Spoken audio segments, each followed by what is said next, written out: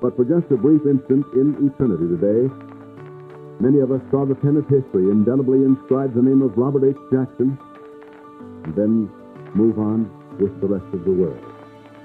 As that historical quill wrote, we all knew the name of Justice Robert H. Jackson would live forever. Throughout this past year, the Robert H. Jackson Center has continued to advance the universal ethos of equality, fairness, and justice.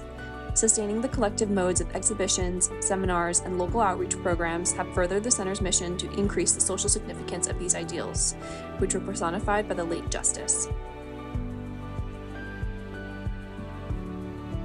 2 new exhibits debuted within the past year. The Paper Trail of a Trial examines the personal collection of Father Moritz Fuchs, who served as Jackson's bodyguard during the Nuremberg trials.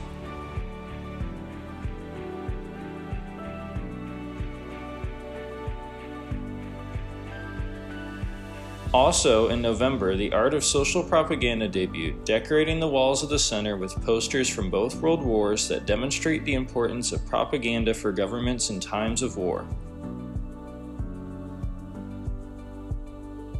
Within the past year, several people involved with the center were able to partake in a trip to Nuremberg. The trip took place on September 30, October 1st and was dedicated to the 75th anniversary of the final judgment of the International Military Tribunal.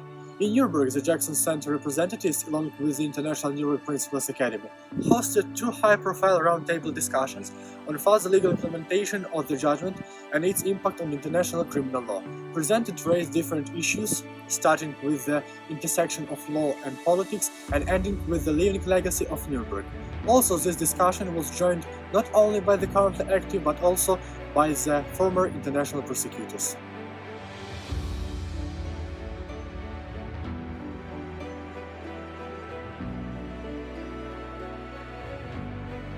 The center's programming within the past year included numerous continuing legal education seminars, as well as webinars, each on various topics.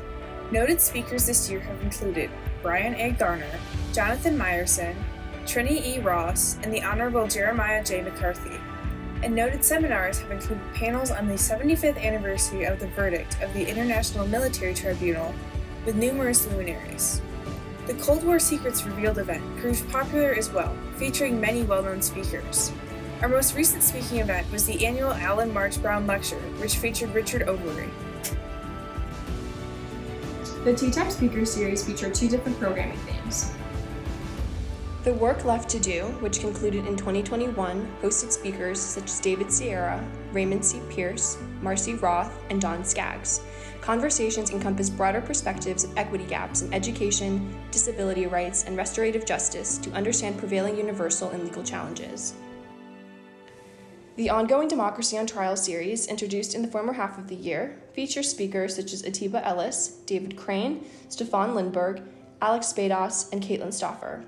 Continuing discussions include freedom of speech, importance of judicial diversity, and voting rights. As the center's programming continued to progress post-COVID, we were glad to be back and participating in Doors Open Jamestown. Thank you to everyone who came out and participated. This year, for the center's annual fundraiser, we held the Fashion Fantasia event, where we netted more than $14,000 from ticket sales, auction proceeds, donations, and sponsorships. Thank you to Macy's and Chico's for donating clothes, and thank you to all of the local models who participated.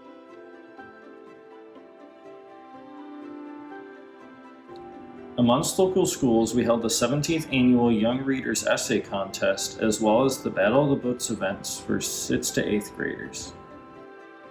As in years past, the center also held multiple Living Voices educational programs focusing on topics such as immigration, the Holocaust, the suffrage movement, the civil rights movement, and the internment of Japanese Americans. The Robert H. Jackson Center was also able to offer the Living Voices program to Warren County schools due to a generous donation from Worley Industries. Lastly, as Jamestown considers becoming a resettlement city for refugees, the center hosted a discussion with Karen Andalina Scott, the CEO of Journey's End Refugee Services. Throughout this year, the Robert H. Jackson Center welcomed 2 new employees and 5 new summer interns.